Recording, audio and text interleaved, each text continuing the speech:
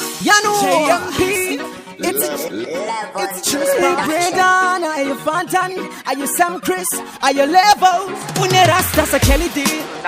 Une English cat is a Elskat. Une Suda some Jara Power. Kana Mohawk Seni.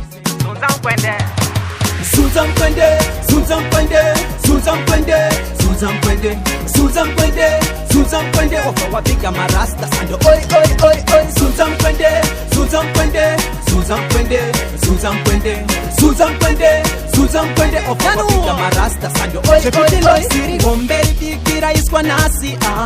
Ashina Bas, the Pute Unemohoku Kanazuda Tessetiri Marasta. Ashina bas, uchinakirwa ngongoma urifeni ya yangu ashina kana baba samkumana na msika na zunza mkwekwende uchiklaksanura aikona kusara mandiendesa kumberi mafanza mandiendesa kuseri mafanza sando dzenyu idzo oi oi oi oi sando dzenyu idzo oi oi oi oi katanzi ndekenyu muri vangu anenge yakona mumpa sando dzake iwe oi oi oi oi sando dzako idzo oi oi oi oi Susan Pende, Susan Pende, Susan Pende, Susan Pende, Susan Pende, Susan Pende, of our big Rasta sando oi oi oi oi Susan Pende, Susan Pende, Susan Pende, Susan Pende, Susan Pende, Susan Pende, of our big Rasta sando oi manditora ukova mandisauko koze vaisambonshaira mashoko vaingogara chinditaura dai akakaura katadza kushaura wicked money ona zvinhu zviya zvakufaya andichakange waya mangoma aye okadhara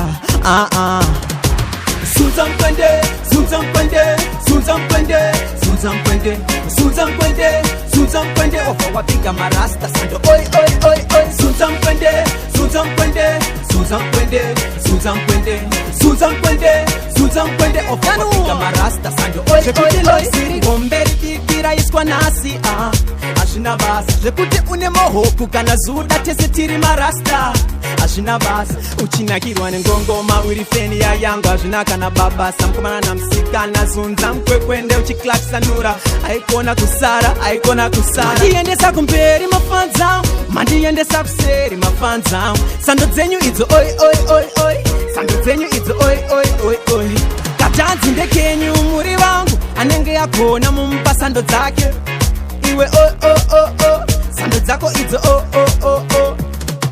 Susan Pende, Susan Pende, Susan Pende, Susan Pende, Susan Pende, Susan Pende, of our big Rasta sando oi oi oi oi Susan Pende, Susan Pende, Susan Pende, Susan Pende, Susan Pende, Susan Pende, of our big Rasta sando oi oi oi